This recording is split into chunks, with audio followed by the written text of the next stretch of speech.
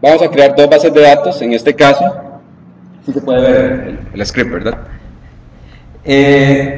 Primero necesitamos generar dos bases de datos que vamos a utilizar como demos, contain db1 y contain db2, cada una con un collection distinto, ¿verdad? Una con SQL Latin General, que ese es de los anteriores, ¿verdad?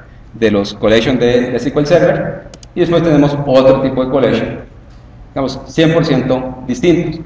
Primero, lo que tenemos que hacer es habilitar la opción de Contain Databases. Para poder habilitar las opciones de Contain Databases, tenemos que hacer un reconfigure y decirles de que queremos habilitar esa opción, ¿verdad? En este caso es Contain Database Authentication y poder hacerlo.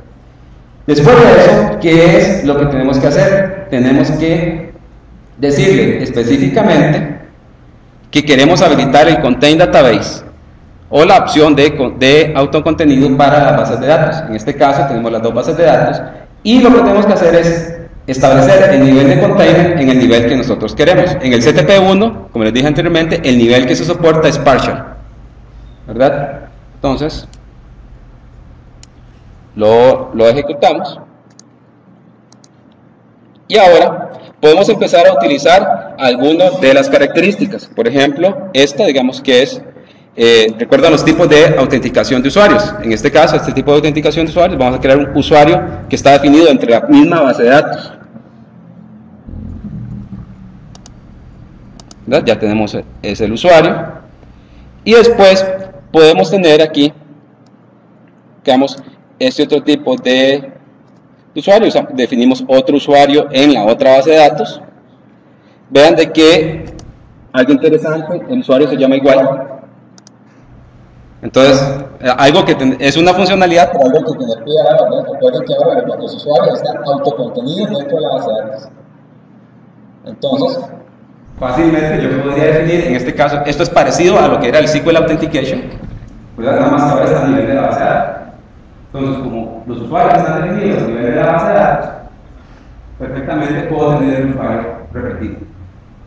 Que para algunos escenarios es bueno, para otros escenarios es malo, pero también yo podría haber creado este usuario con base en un usuario Windows.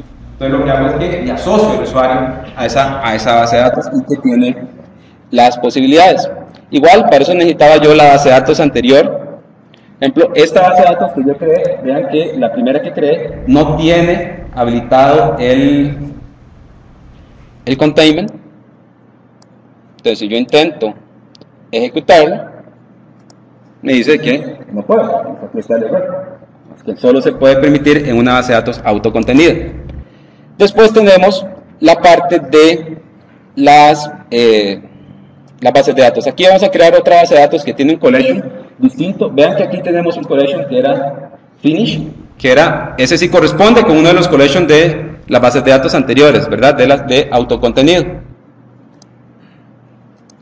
Vamos a crearla. De aquí vamos a hacer un pequeño demo. Vamos a crear primero una tabla de collection test. Y ahora vamos a primero definir aquí algo temporal, foo temporal, y vamos a tratar de hacer un query. Ven aquí el error que me está dando. La instancia de SQL Server está con un collection y la base de datos está con otro collection, ¿verdad? Supongo que ustedes ya se han topado este dilema con anterioridad. Recuerden que estamos creando un objeto temporal, entonces ese objeto temporal está heredando el collection de la instancia y se nos cayó la aplicación. Vamos, ese es el caso que existe, digamos, en este momento. Ahora, ¿qué pasa si queremos ver ese mismo caso, pero ahora en una base de datos autocontenida? Vean que estamos utilizando el containment 2. Vamos a seleccionar todo esto. Igual, vamos a utilizar teclado.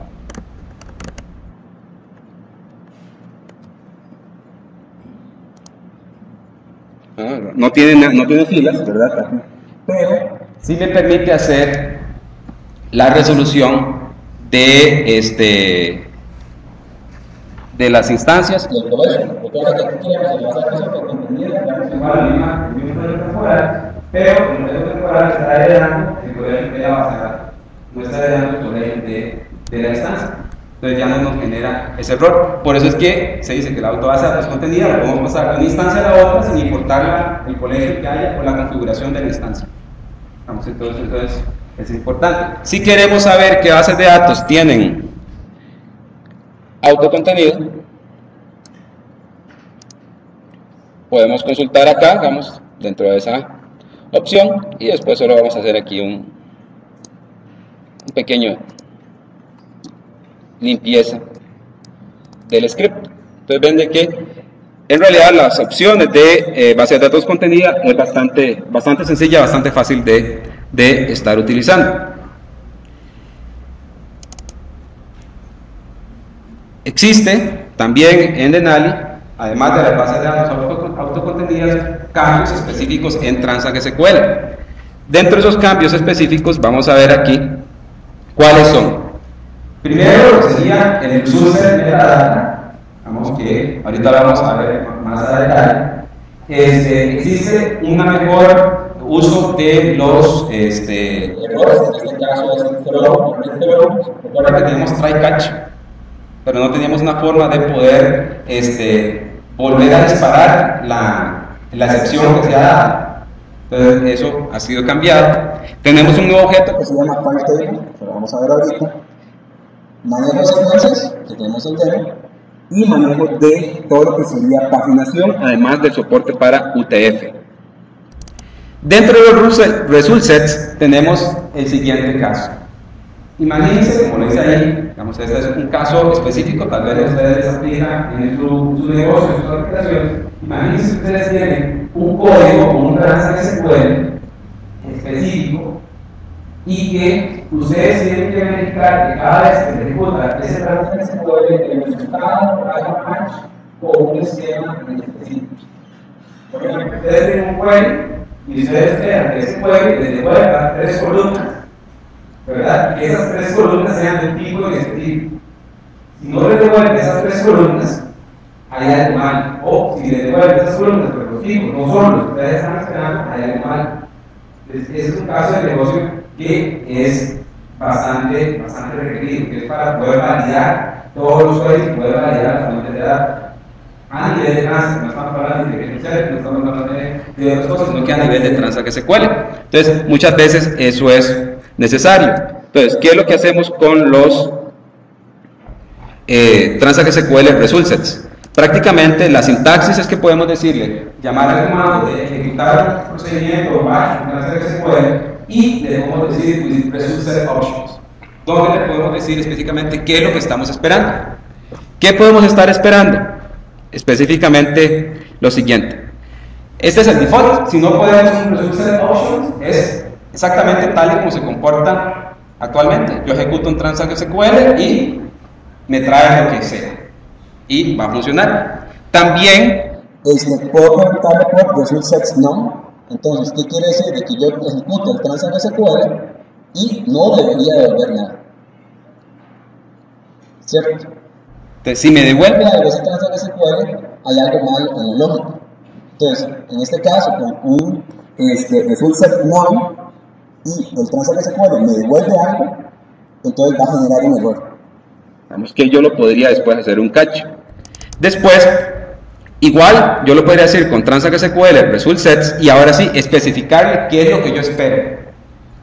No sé si ustedes utilizaron los esquemas de los XSD, de XML, ¿verdad? No. Los esquemas, lo que me asegura es que el XML formato texto, ¿verdad?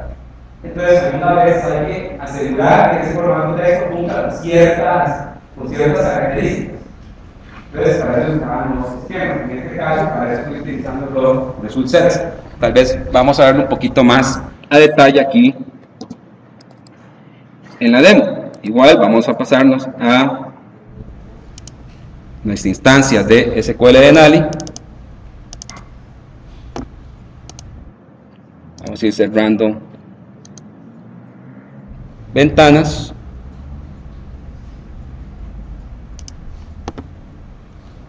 Bueno, cambiémonos de base de datos. Esta es la famosa AdventureWorks.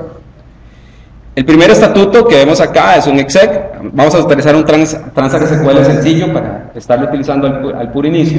En este caso, vean que el result sets está puesto como indefinido. Entonces nosotros podemos ejecutar nuestro transact SQL y nos devuelve un valor. Igual, normal. Igual, eso es el comportamiento por default, tal y como ha estado funcionando hasta ahora. ¿Qué pasa si ahora nosotros decimos, no, este transact SQL por default no debería devolver nada? O sea, es algo que yo ejecuto, pero que no debería devolver filas. Entonces, le ejecuto con result sets igual a none, y entonces ya se nos genera el error, ¿verdad? Donde nos dice, mire, usted está ejecutando un transact SQL que no debería devolver filas y está devolviendo filas. Entonces es una forma de poder hacerlo. Algunas veces pasa, digamos, en procedimientos complejos, ustedes tienen que hacer un cálculo y ese cálculo no debe devolver filas. Entonces si les pasa en sus sistemas. No han tenido ese caso. Bueno, en un caso nosotros vimos de un sistema que se cayó porque un CD devolvió filas, ¿verdad? No debería haber devuelto filas. Entonces las condiciones estaban mal escritas. Y debido a que devolvió filas, se llevó esa fila para el resto y todo se cayó. Entonces, podemos empezar a cambiar todo lo que sería los result sets. En este caso tenemos un ejemplo de algo que no devuelve un result set. Por ejemplo, un print no devuelve una fila de datos, entonces no nos da error. Igual, podemos empezar a ver, vamos a hacer esta ventana un poquito más grande, este tipo de configuraciones que yo le puedo decir. Digamos, yo tengo un select y prácticamente lo que estoy diciendo, seleccione el valor